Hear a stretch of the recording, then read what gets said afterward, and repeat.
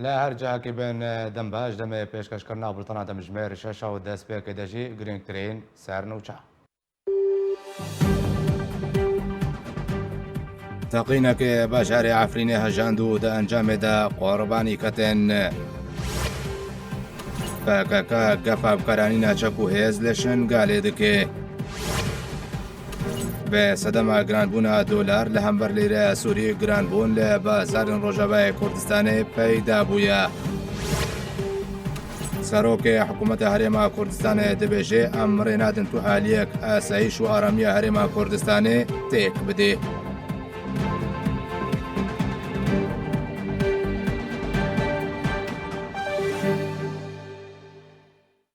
دوباره سلاو ده به شوه تقینک لنوند بشار عفرین چیبود انجام ده دو ولاتیان جانا خوش دست دانو حبت ولاتی دنجی بریندار بنو هروها زیانن مازن گهشن جهه تقین و تنها تو علیکی او تقین نخستی استوی خدا تفجير في مدينة عفرين. الله أكبر والعزة لله. لناواندا باجار عفرین لسر ریا جندرس نزیکی پرانو تقینک چبو و بدهان کس ناورا کشتی و بریندار کتن. تقین بدان شوه در دورا دمجمه شش و نیف چبو. تیده دو کسان جیان خوش دست دا و 7 کسین دنجی بریندار بون. رخصنا مافه مروفان لعفرین ناوه قربانیان دیار کرن. جه کسین جیان خوش دست دانه کسک تانها ناسنامه وین دیاره. یه دنجی بناوه حسین حمادیه کو 27 سالیه و جعربین کل عفرین هاتنه بجی کرن. جبیلی وان رخصتنه ناوه 7 کسین بریندار جی بلاف کرن. 5 جوان جیر 18 سالینه. اف تقین وکه هر تقینه که تو آلیه که نخستیه ستوی خوده و برپرسیاراتیه خواه را ناگهاندیه. لی تقین لی هرما عفرین روجاوه کرستان ایدی بونه دیارده. کجسر هیوا جوتمه هیوه بدهان تقین رودانه. پرانیا وان لناوندا باجیرن. وکه چاریا نوروز و تاخا اشرفی و ریا راجو هروها ریا جندرسی و کولانین نشته جیبونه. جبلی و اکیجی جداما کو ترکیه دست خودانی سر عفرین به آلیکاریا چکداران جه 18 آدار سال 2018 و تانها بصدان تقین چیبونه. جوان تقینین بهیزی هنه. دیده بدهان ولاتین کرد ین سر خاک خومانه شهید بونه. هروها بدهان کس جی بریندار بونه و بونه خودی پیدوین تایبت. لسر تقینان و پیک اینرین و گروپین چکدار تومتان هردم آراسته پیده دکن. لی سیاست مدار و چافدر که تکز دکن که اف تقین جه در انجام ناکوکین چکداران تین هروها ارمان جه در خستنا کردانه. هنک جوان جه سدمان ودگرین که چکدار بخوا پیراده بن. دا کو ببه بوهانه جه مانا چکداران دناوا باجار و نافچه و گوندانده. او یک جی به بوهانه کو پاراستنا او لحی و آرامیه بکن. تاوی بانگا خلکه جی درخستنا چکداران لی او یک نکتی واره جیب جی کرنه ده و هر دم دیاردین چکداری دناوا کولانان ده تینه دیتن و چکدار بسربستی و آزادی لفو تفگره خواه دکن. لکامپا دومیسیا پنابرن روجاوای کردستان شندکا رخصتنا کامپا دومیسیا پادکسو رخصتنا لشکر روجا پادکسو دزگاه مالباتن شهیدن کردستان سوریا و سردان مالباتن هجمارک شهیدن داستان سحیلا کرد. ده سردان ده حاجی کالوان دامی کمیتان افندی و پرسر رخصتنا لشکر روجا پادکسو لسر وینا لشکر روج و هزو بیرو باورن وان ده شرش کاندنا دشمن کردستان دو تومار کرنا داستان سحیلا و عینویس و برابانیا دبر خاکا کردستان پیروز دکر هروها شانده وکو دیاریه که وینه که همی شهیدن لشکر روش دیاری مالباتین شهیدان کرد.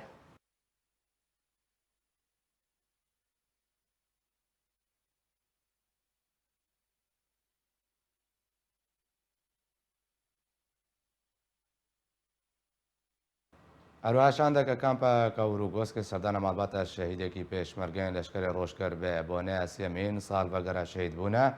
پیشمرگی لشکر روش مهدی سلیمان عمر دو روژه دوشنبه شانده که کامپا کاوروگوس که کوجه هجمارک لشکر روش و انجمن کامپیو مالبات شهیدان پیک ده سردان مالبات پیشمرگی لشکر روش شهید مهدی کرده و سردان ده مالبات مهدی به وینه که باب نتوا کرد برزانی نمر هاتا خلات کرد.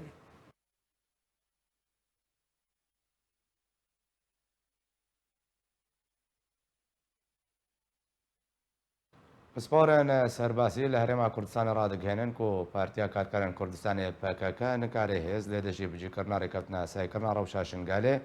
بەکاربینێ و دەبێژن دە هەر ڕەوشەکە بکارانی ناهێز دە حکوومەتە هەرێما کوردستان و عێراقی دکارن لێ دادگەهێن نابدەوڵەتی لە دژوان دۆزێ بکەن تەبی نزیک بوونا بجیکردنا ڕێکەوتنە سایکردنا ڕەوشە شنگالێ پەکەکە هەوڵێن جۆر بجۆر ji بۆی ڕێگریکردنێ لێ بجیکردنا ڕێکەوتنێ دەدەی و هەوڵە هەری داویژی گەپابکەرانی ناهێزە لەسەر vێمژارێ پسپۆرێ سەربازی محەممەد سەبری دیار دەکەێک و پەکەکە لە شنگالێتەوە ئالیکاریەش حەشدا شابی وەردەگرێ ئەگەر پەکەکە لە دژی بجیکردە وێ ڕێکەوتنە هێزێ بکاربینێ تێواتێ کۆ حکوومەتە عێراقی دژی ڕێکەوتنێ ڕاوەستایە.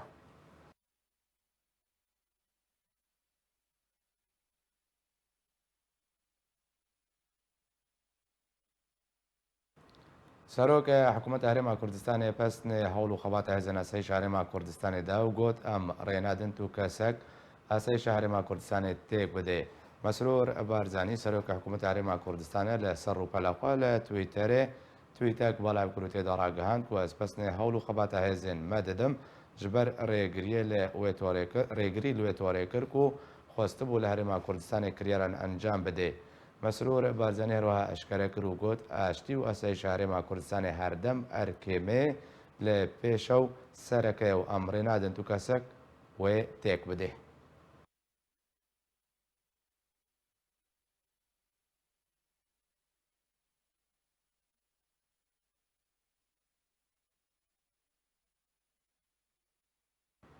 ئەنجومەنە ئاسایی شارێما کوردستانێ داخوایانیەکەدا ڕاگەهاند و سێ پیلانێن مەترسیدار و پەکەکەیەک ژوان داڕێشت بوو پۆچ کرد و دێ پیلانێدا پەکەکە دەخواست دیبلۆماتکار و قۆنسڵان لە هەولێرێ تەرۆر بکەی. ئەنجومەنە ئاسایی شارێما کوردستانە داخوایانیەک بەڵاو کردوتێدا پوچکردنا چەند عێریشەکە تێک دەرانە لە هەرێما کوردستانێ ڕاگەهاند.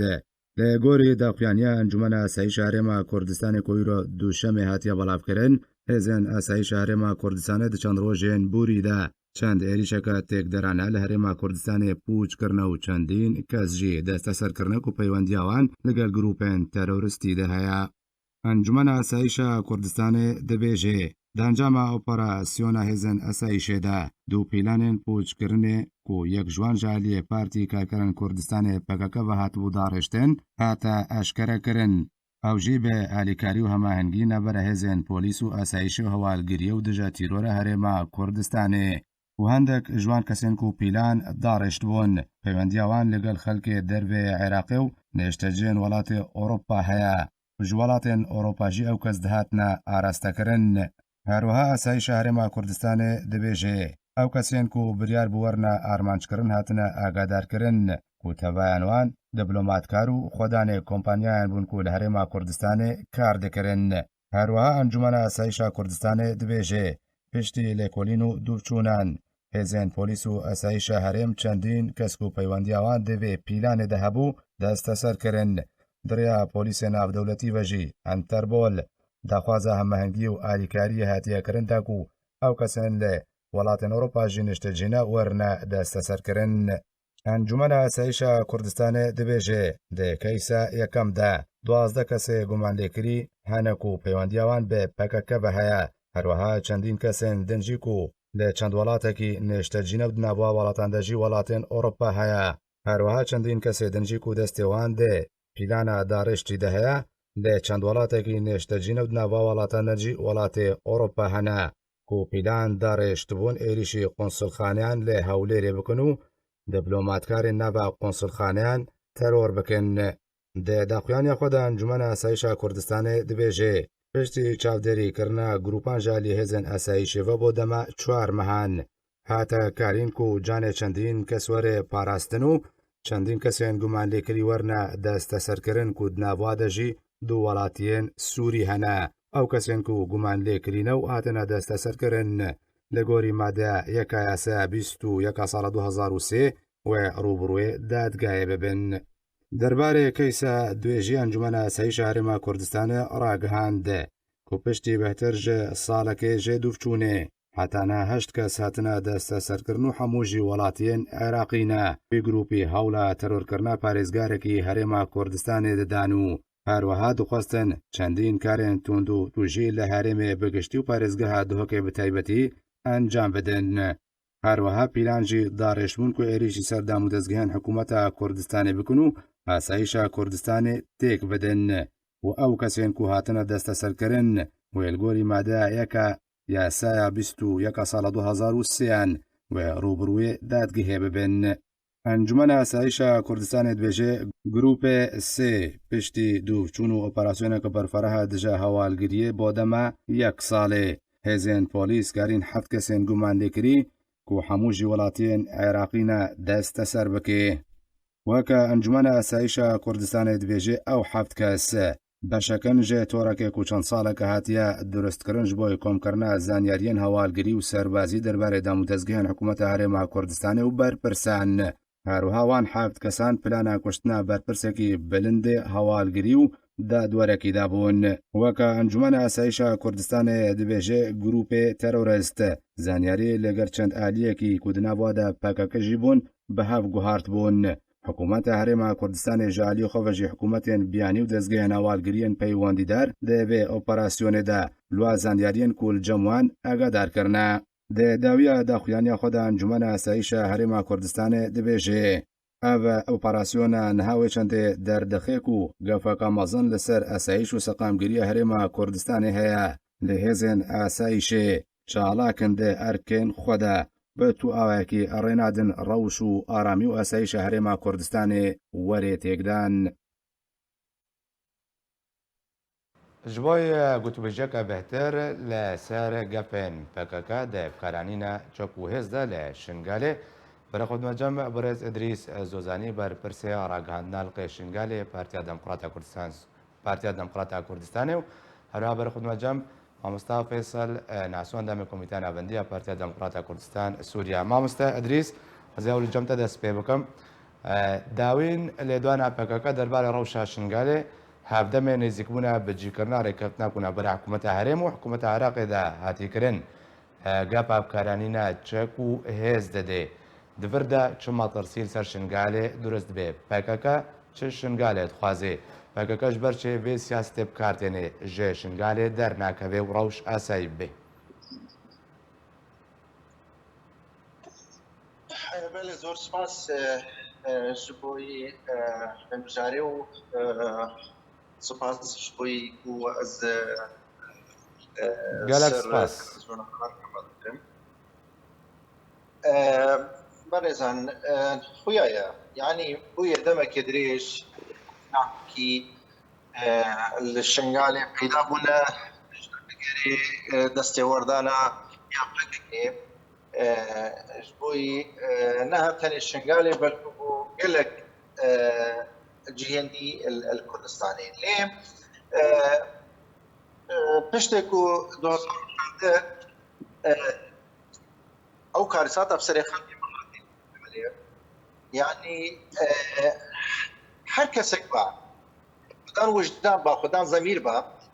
خەلکێکی سڤیل وەختێ قەستا وی کەتن دێ دەرباز کەتن دێ هاریکاریێ پێرەکە دێ وێ گەلگەت یاکو ئەوان چەکدارێت پەکێکی وی دەمی و سووری هاتن و هاریکاریە خەلکێ کرد گوتیە بەری بێگاوێژی بوو چیە سوپاسیا خەلکێ شنگالی و خەلکی کوردستان و مەوەک پارتیژی بێگومان لێ ئەvە شرط نود دوید چنده فکر که بیگا بی با خدا شنگاله بزنه جبر کو هاری کاری فلک شنگاله بکنه یا جی بیش شنگاله بکه میدان کشبو ملانا سیاسی نبرا فو و لایان دین سیاسیین کردستانی جبوی برجواندین دشمن ملت کرد و که دیار کو یکو دار بدستی حکومت عراقی حکومت ایرانی دخوازه اوان کریاره کو نهال شنگالت که بی برجواندیت دشمنو نیارین ملت کرد جیب که او پیلان نشوه قاعده ده هاتیا درست کردن فکر که ویشنی که کو خلک شنگالی بنگر بدری گمان اگر جوه چندی جاوانا کو برجواندیت خوین تایبت شنگالی بپارزه یانجی برجواندین حشد شعبی امکان بیجن تا درجه کمازن لشنگالی بپارزه لوانه که ایروجی بویا اگر تقدانا روشك وبشتي ريكفتن دنابرا حكومتها حريم كردستان وحكومتها بغداد هاتيا انجام دان بقومان اگر بين جنيزيك وبري خبدنا في ريكفتني ريكفتن هم دي برجواديا خلقي شنغال ديا وبونا 6 سال بريدي قابل جماعة اني زمان تنابا كمبادا ايشو ازاريتوان پربونه همجی د برجواندی خلک کردستان ده برکو شنگال پارشکی ندابراوی هریما کردستانی و افتخار کردستانیت خود کرد. باشا مامۆستا ئەدریس بمەرە بمێنێزت دەرکە بدمە مامۆستا فێسەڵژی ئەزێ دووبارە بەگەرمە جەمتە مامۆستا فێسەڵ شرۆڤاتە ژە سیاسەتا پەکەکێ ژێ لە شنگالێ چییە دەما و رازی نابێت دەرکەوێ رازی نابێت بەکشێ لە دژی ڕێکەوتنەکە یاسایی کومەبەستاوێ ئاساییکردنە ڕەوشە شنگالی ڕادوەستێ و حتا گەشتێک وێ چەک بەکاربینیانێ بچ مافەکی vێگە فێت کێ لە شنگالی سلاڤۆرێز جبوویتە ji bo mêvanê te pêwîst bi rastî mirov vegere dîroka demekî dirêj bi me re bixwe ji ber ew heta roja îro ji dema 40 salî heta roja îro ew her yekîtiyê û nêzîkayiyê beşekî Kurdî re ew naxwazin ew tim jî felsefa we mirîn we dûrî mevzuya Kurdî ye û dûrî dîroka Kurdî ye tim dixwazin bi tenê bibin tu nizanê ne partiyekî marksî ne tu nizanê ne partiyekî holî ne tu nizanê ne partiyekî sosyal in tu nikarê bêjî partiyekî netewin her tiştin û ne tiştekin jî bes tim jî destê xwe dixin nav Partiyê Kurdî de û problêma ji we re çêdikin yanî îro ji watê xwestin bibûre îro ji watê xwestin wextê Kurdperwerin û Kurdistanê dixwazin wek berê gotgotên ew bikarbin ev peymana ku di navbera Hewlêrê û Bexdadê de çêdibe dixwazin şingal bibe bajarekî aram û milletê şingalê bi Kurdê xwe û bi êzîdiyê xwe û bi erebê xwe got ew bikarbin rêveberiya xwe bikin bêgo destekî dî tê de kar bike yanî ev tiştê di navbera Bexdayê Hewlêrê de çêdibe lazim e jê derkevin û ew dibêje rêz bigirin ji esayiya wê dewletê re wê qanûna ku ew dideynin yanî ew welatiyên Kurdê Tirkiye ne meydana we Çiyayê û Zozan û deştê Kurdistana Tirkiye ne Tirkiye mesaheta wê 200,000 kîlometre murebbe'a 22 wilayetê Kurdî ne li wê derya ne 20 milyon Kurd li wê derya ne armanca we û xebata we û têkoşîna we û têkoşerê we hemû lazim e li meydana Kurdê Tirkiye bê ne li Kurdistana Iraqê bê yan Qamişlo bê yan Mehabatê bê باشە مامۆستا فێساڵ ئەزێ دووبارە بەگەرمە جەمتە مامۆستا ئەدریس زێ داوین لێدوانە دەوران کاکان شتەرە بێژم بێژێ دەمەکە نێزیکدا ئەمێ دەرباسی باژار و باژارۆکن هەرێما کوردستانê bin ئەمێ ئەمە ببژن ئەخوەت الشعوب کوبراتیە گەلان شیعاراوایە ئەمە لێ دژی بەڵاو بکن ینی ئەتخوازم ئەو مافێک و داناخوا هەتاکو و گەفێ بیرەنگی هەرێما کوردستانێت کرد ji ber çi berdewam li dijî tevaya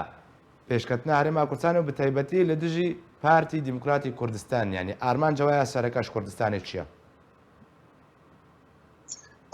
کەکێ زنار PKK و گەفێن PKK و گەفێن سەرکردین PKK مەتخواست نەج هەرێما کوردستانê re bin Kurdistan ciyê Kurdan e ciyê hemû Kurdan e متخواست گەفێ wan li ji tirka re bin û gef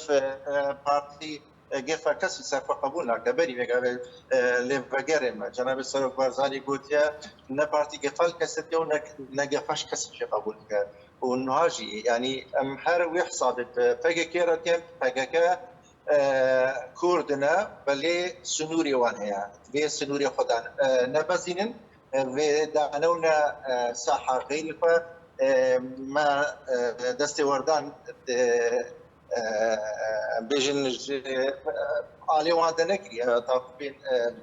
دستي وردان كردستان دا بيجي كردستان نتني بارتي ديمقراطي كردستان دا هي بلكو احزاب دنجي هنا يرو نا او نا غيري ويجي ونكاره او حيبت وهمت بيجم سرواريا كل كردستاني هي بشكل او داخلي باجر وباجر كين كردستاني وصاب بسنه هي دبا امنا قوازن زماني قف القل كردا امنا قبل دشمن بارتي دشمن هريما كردستاني دشمن كردواري اللي كيجي كردستاني بيش إن أمي برجليش وقتن وأمي وام باش وكشين وقبول لكن شيء كسر قفال ما بك أما تبيج شيء منطلقي هاتيه بلي أمي ببره منك طيب عربي جي بيخنا في قوتنا خدا منطلق تهديد وي بيقوم تركيا يش بركوكونها تركيا فكر كبوية دار بدستن ميتي تركا بوينا دار بدستن پازدار ایرانی بوینا دار بدستن حشد شعبی العراقی اگر به اف خباتا کو اول شنگالتن خلق کی خابین اول یابین بروواجی سیاست اوانیا بری بیگاوی بو او سیاست اگوان داخوازا کردستان مازن دکر داخوازا وک هویه دناف کوملگها کردی دکر فرقتنا برا ازدی و بسلمانی و فلیه دا کردستان دانینا او همش بیرا کرنا لی ایرو هاتن الشنگالکا ویران شنگالکا کو کارساتک بسری خلقی ویده هاته ازدیاتیه که صرف دمشینن ریاجی وسط دنف بیا کرن جبوی خلقی کو انما او خدان الشنگالنا شنگال خدا نتفاهنه شنگال پارتی دموکراتی کردستان حل بجارتنین سال 2017 بتری نوت و شش صده جه دنگ خلق شنگال دسپو آنی بتر نوت و شش صده دوا و خلقا او یک کنترولا یا فکر که دا دگ آنین الشنگالی لو انا کشی ويا واشكرايا جبوي هر كسا كيجي شنغال يا فارستي جي باشا ما مستدرس كردستان فنكو فكاكيبا دوباره بگرم جمتا ما مست فيصل اف سياستا بكاكا دمان هذا الشنغال بجيت كي كو هفسنوريه بروجافاي كردستان رجي و چبان دوره لروجافاي كردستان كي قالوا و باساني دركبه يعني دماكو دركتنا بهر اواكي به زیانن کو بگهن روجاوای کردستان جوی چبن بل او معنا والو دري هر دخوازن خدمتا او كريدور كي ايراني هي دخوازه تشتخواد ويدري دا درباس بكي دشنغال دا درباس سوريا بكي برجوندي ايراني وحشد شعبي بيكتينن جبر بي هواجي معاش خوا وهاريكاريا خوا وتشكي خوا حموش حشد الشعب دستينن او بجي في تشتغاني دبيجن وانكارجي لكن وقالك جوا ايرو اندامي واج برادر ما يزيديا ايرو هنا حوالي واند اندروي حشد الشعبي دا كاردكن وبفكرت باندروي دا كاردكن او فلسفة وقت داخوانيا كالكانجي دبيجي برينا هاجي قوتيا امي براتيا قال وانا وكم تبيجن شعارات في ملتي ما ابي كسي بسيط وابي تخافين يعني او بخاط خالصين خدمتها كرسي دجنة كرد بكن طيبة جي افهلينا الكردستان عراقي تشيبويا او تخوازن في هلينا جي مراقبتي بكن وآوا کرنا وی تشته گوتی بوجی بصد سالات درباز بیو بازار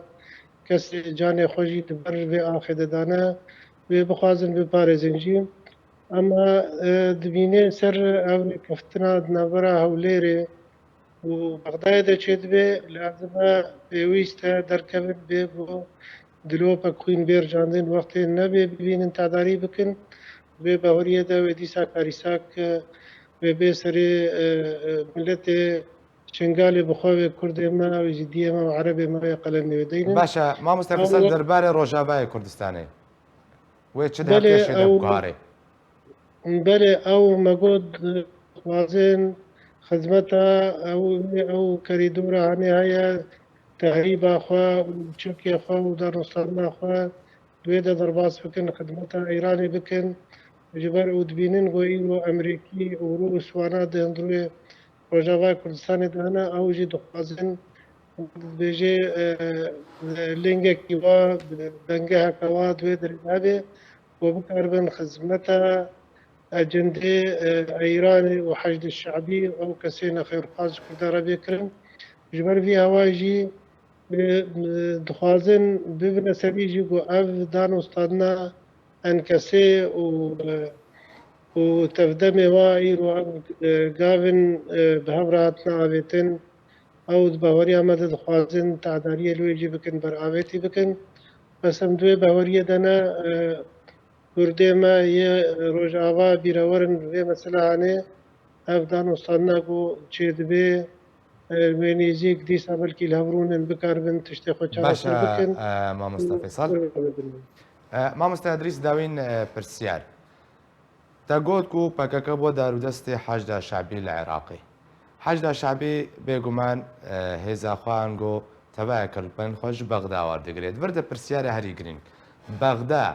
ئەگەر کو حەشدا شعبی بە نەکشێوە حەشدا شعبی بەردەوام بێت پشتەبانیکردنا پەکەکەدا تێواتەیەک و بەغدا نەجددیە دێ بجیکردنا ڕێککەوتنا شنگالێدا vê pirsiyariş Bexdadê kirinê henga itîfaqatî kirin ev ser çend xaleka hatiye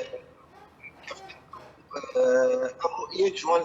mercên ku hikûmeta Herêma Kurdistanê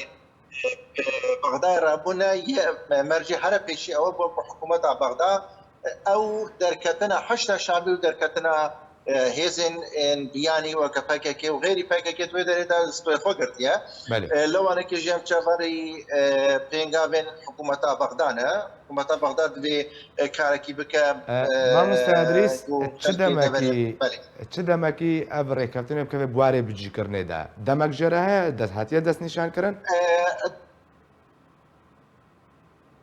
دەمەکی دیارکری ژێرنینە ji ber ku heta vê gavê jî em çaverît hikûmeta Bexda ne û hêzên PKK derbêxe hêzên Heşda Şeعبî derbêxe baweriya me de ew jî ne hema wasaf asanî wê çêbe belku باور کم êşandinek tê de hebe hetanekî ku karibin ewan ji deverê derbêxin em xelkê xwe natrsînin em nebê omêdin lê wisa diyar ku Îran û çend dewletên dîyên herêmî karîgerin li ser rêkeftina çêbûyî lewanekê jî ku nihanekê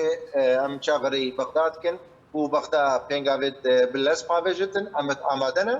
pêşmergeyê me amade ye wek hezib em amade ne xelkê me amade ye em vegerine ser cîwarê xwe ji ber ku wextê em derketin jê em rêkketin jê derketibûn em ne bişkestin jê derketibûn lewanekê jî her dîsanekê jî rêkketin em ê vegerine şingal باشە مامۆستا ئەدریس گەلک سپاس بۆی مامۆستا ئەدریس زۆزانی بەرپرسی ڕێگەهاندنا هەڵقەی شنگالێ پارتیا دەموکڕاتا کوردستانی و گەلک سپاس بۆی مامۆستا فێسەڵ ناسوان دامە کۆمیتە ناوەندیە پارتیا دەموکڕاتا کوردستان سووریا گونگەلمن بوون گەلک سپاس نەخۆشیە ڤایرۆسا کۆرۆنا لە سووریا و لە ڕۆژاوای کوردستانی بگشتی بەهتر دەبێ و ڕۆژانە بە سەدان حاڵات لە سەرانسەری سووریا و ڕۆژاوای کوردستانê تێنە تۆمارکردن نخۆشە ڤایرۆسا کۆرۆنا لە سووریە بگشتی بەڵاو بووە چ لە دەڤەرین ژێر کۆنتڕۆلا ڕێجێمە ئەسەد بە یانجی لە دەڤەرین دەبن کۆنتڕۆلا ئۆبسەسیۆنە سووری بە یانجی دەڤەرین ژێر کۆنتڕۆلا قەسەدە بە هەرکو دچە هەژمارە توشبووین ڤایرۆسا کۆرۆنا زێدەتر دەبێ و هەری داویژی تۆمارکردنا 57 حاڵەتین توشبووین نو لە دەڤەرین ژێر کۆنتڕۆلا ڕێجێمە ئەسەدا وەزارەتە تەندروستی ڕێجێمە ئەسەد داویندا خوێنیا خۆدا پێکەتێن 57 کەسێن دن لە دەڤەرین ژێر کۆنتڕۆلا خۆدا ڕاگهاند گۆلگۆری داویندا خوێنیا وێدا حتا نها 270 کەسان ji ber korona canê xweş dest dane. سربار کر کسین کش کرونا باش بونه گیشتی 1788 کسان لگوری داوین آمار وزارت تندرستی هرجمه حتی نها 5461 کس توشی ویروس کرونا بونه. درباره هجماره گشتیا پیکاتین کرونا لدورین جیر کنترول اوبسسیونه دا که حتی نها هجماره گشتیا توشبیان گیشتیا 4281 کسان جوه هجماره 1858 کس جو کرونا باش بونه. لروجاوای کردستان نخوشه ویروس کرونا روز بروز بهتر دبه و روزانه بسدن حالتان لسرانسری روجاوای کردستان تینه تومار کرن. لگوری تندرستی پیاده کجماره پیکاتان گیشتیا 4011 کسان. اجماره کسان کو جان خوش دست دانه گیشتی 116 کسان. نهاجي زبر خود مجمع الدكتور رضوان محمد بسبوري نقوشين زكبونو دايكبونه داكم بهترون هيب خنسر سدمن بلابونا فيروس كورونا بي اواي قلق لرجاباي كردستان دكتور رضوان دمباش الرجاباي كردستان نها بلابونا فيروس كورونا جروی طبی و تشاو شروفت که جبرچه ویرنگی بلا بوا جبرچه ریگریل نکردن جبرچه خلق پابندیان و التزام نکه به اجراءات تندرستی داکو خواب بپارێزیان بیجن. کریم که دکتور. شف باش سپاس باش درج بخور نورج مرة. قالك سپاس. في پیل تزانی اب نهابو دما پاییزی بچکی دنیا بشكل بسر سرمایه بتشي بشكل نورمال جي كي او انفلونزا يا موسميه يا دمكي تشيد بيجي بله وبنفس الوقت جي كي اف فيت هذه هاجي كي بشتي اف قد كرن هات هلاندين بشكل ولاتيه ماجي كي راسي كهنكي مساله احمال كرن يعني اخو بارستني وجاتي ماسكي وادينن او جواتي مازن تشيدبون خاصه عزايا و تشكوناكي بلابو مترشبو وتمام شعبي خوش بين جانا جي نخش يعني عزا نخش كورونا كتيا واهلي يجي كورونا كتنا وعزا يشيدك يعني ابناك تشتكي قال لك يقولوا بالكيش يعني جيالي بقول لك يقولوا وكب عربي ولا استحتار شو مساله بلابونا كورونا جولو بالتالي بتشكي يعني بلابون زي دبوجي وقال لك جيت دوغانيا خديجي باشا دكتور تقول تكون هاور ورزي بايزيا انفلونزا موسمي جي او جهه كورونا يعني بس تفرد خازم تبدا خيا كرم فرق وجداهينا براوده شيء مثلا انفلونزا موسمي كو باساني ياك واسانه ويا ديجي كورونا هردو اعراض وكا هبن موچا فرقنا قباده بكي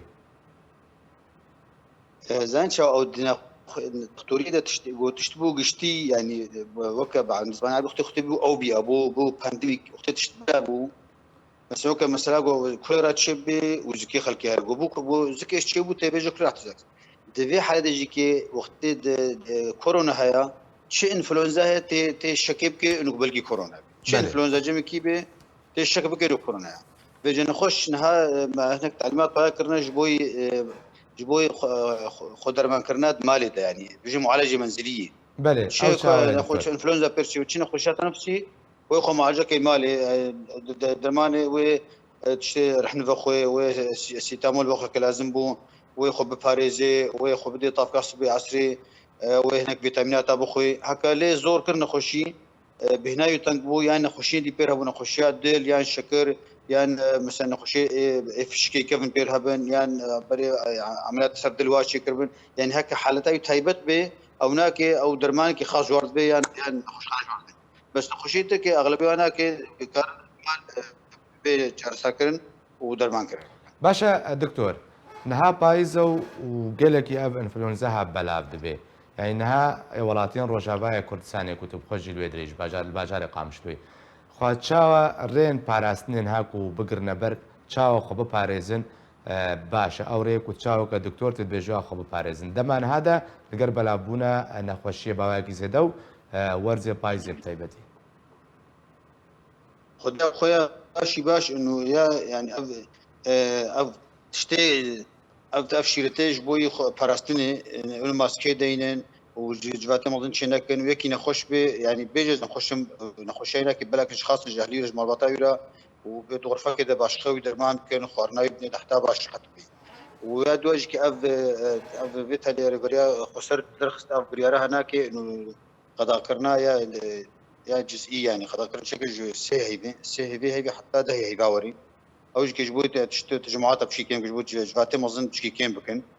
ويا دوج كي صار مثلا حتى راغنا وتلفزيونا اوج كي تلفزيونك بردي حموجي كي اوج كي يعني رولاوا هاي جبو ملدنا واعكرن انه خو بباريزن نخش زو درمان بكن هكاكي اكي نخشي خاص بيرها نخشي تايبات بيرها بنخدوري نخشها بكدوري انفلونزا عادي حتى بكي وحتى ابو بحري حتى نخشها بلاوي بشي كان بسبب باشا دكتور وەکە بوارێتە پسپۆریاتە ژناک و دجانی بیان بژن زکا بێ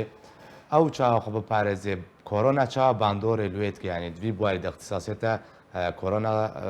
تاسیرێ زارۆکێت کاتکێ دایکا خۆدایان نا یعنی چرەنگی ئەو ژن خۆ بپارێزی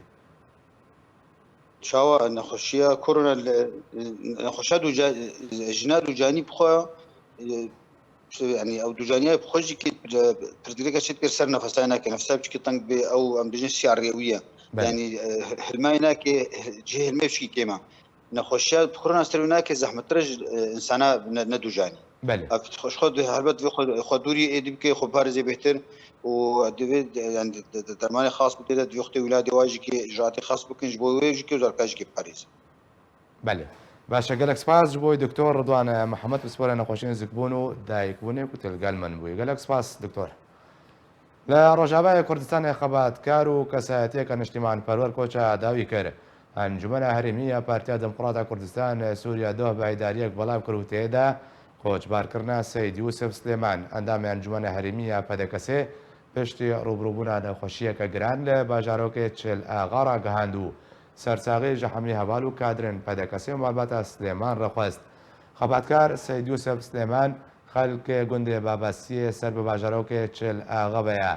گەلک کار و خزمەت دبەردۆزە گەلێ خودێکریە و خۆدانبیر و باوەری بە ڕێبازە کوردایەتی ڕێبازە بازانیێ نەمر بوو.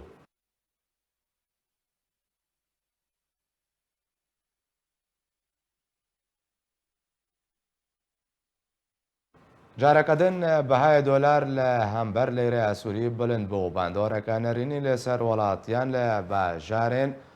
لە بازارن ڕۆژاوای کوردستانی دروست کردە ژێدەرە نەخۆجهی تایبەت ژێ ئارکێرە ڕاگاندن کۆیرۆ بەهای 1 دۆلاری ئەمریکی لە هەمبەر لێرە ئەسووری لە بازارن ڕۆژاوای کوردستانی بە 2306 لێرەی هاتە کرێن بە 2305 لێرەی ئەنگۆ ب 2305 لێرەی هاتە کرین و ب 2306 لێرەی هاتە فڕۆتن.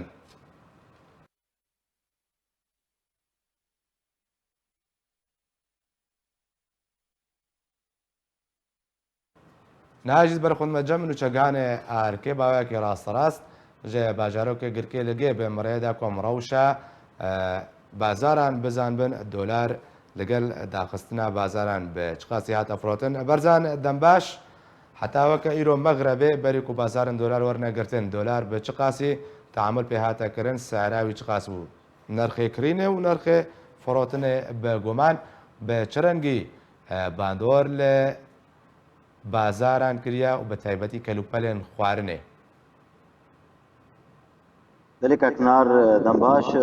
راسيجي اف ناس سكنا دولار وكو غوركي هاربي باجاروك و باجاروك روجاباي باندورا كويا تايبت هي لسر كرينو فروشتنا جلو برغان و علافن كو بيتبين جيانا مروفان نخاسم كو وك ديارا ج دستپێکا شۆڕەشە سووری بە کۆمەڵەتێک کورد ڕۆژاوای کوردستانی دەستکارن بێژن سووری دەبێتەواییژی دەرەوشەکە پڕ ئالۆز و ئاستانگرا دەرباز دەبێ ئەv هاربوونا دۆلار یعنی تاڤێکێلیکێ من پەیوەندی بە چەند کەسن یەک و دۆلار هۆر دکن یان کۆم دەبێژنە وانە کەسخەراف کونایدن ئێواریدا بازارا گرکێ لەگە هاتە گرتن ب 3000 و 12300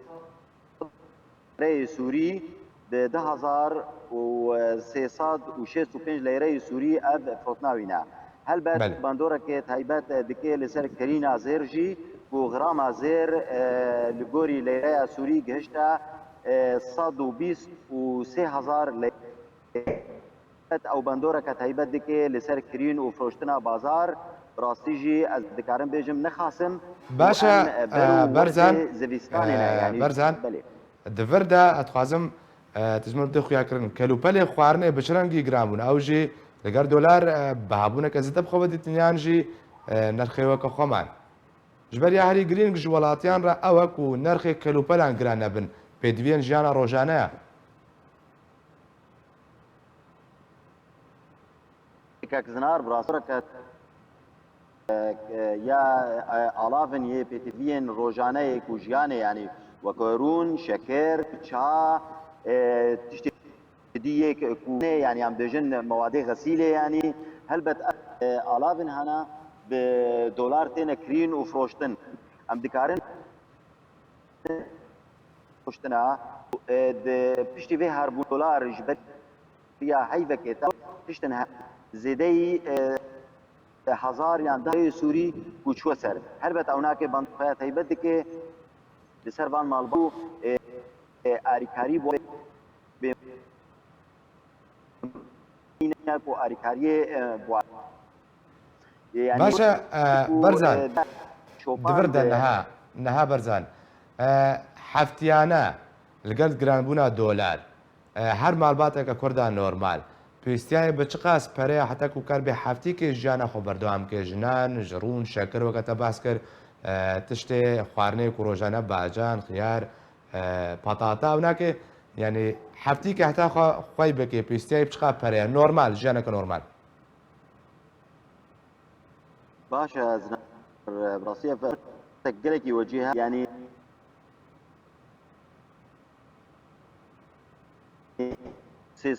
زێدەی 300,000 لەیرەی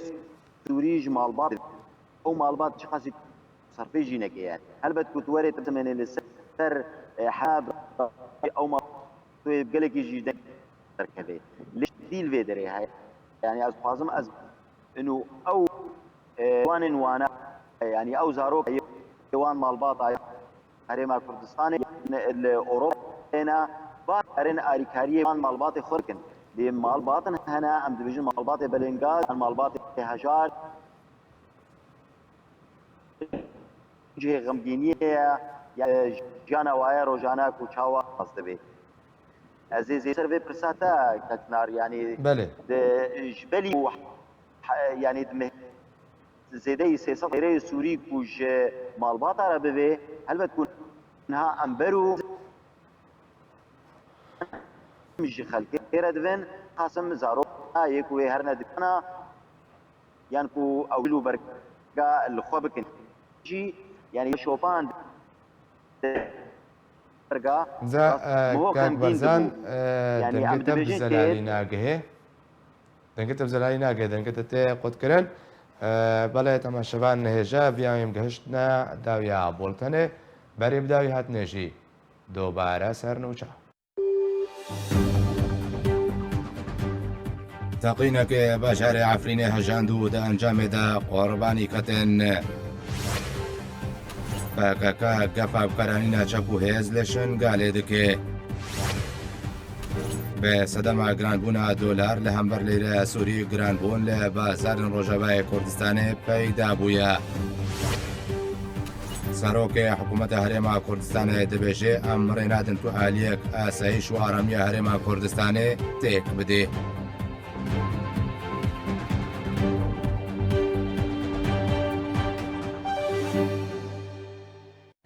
هەر شاد بن